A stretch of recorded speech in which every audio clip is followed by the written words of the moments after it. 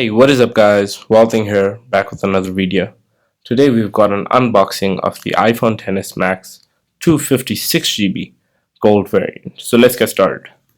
So first of all, we're going to start off by peeling off the plastic, and then we're going to open the box. And first up, we're greeted by the instruction manuals. Let's see what we get inside the box. We get this paperwork teaching us how to use our phone.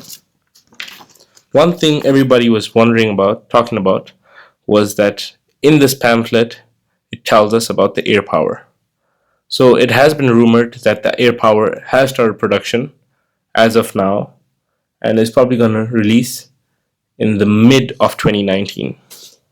So here we are, greeted by the phone, the iPhone XS Max, an absolute gorgeous phone. So we're just going to put this aside, and here we have the earphones, and obviously the hype over the slow charger. So we're just going to put the box aside, boot the phone up for the first time. So the iPhone XS Max has a 6.5-inch Super AMOLED display, rocking a resolution of 1242 by 2688 pixels, with a pixel density of 458. It does support Dolby Vision, HDR10, wide color gamut, 3D touch, True Tone, and 120Hz touch sensing display.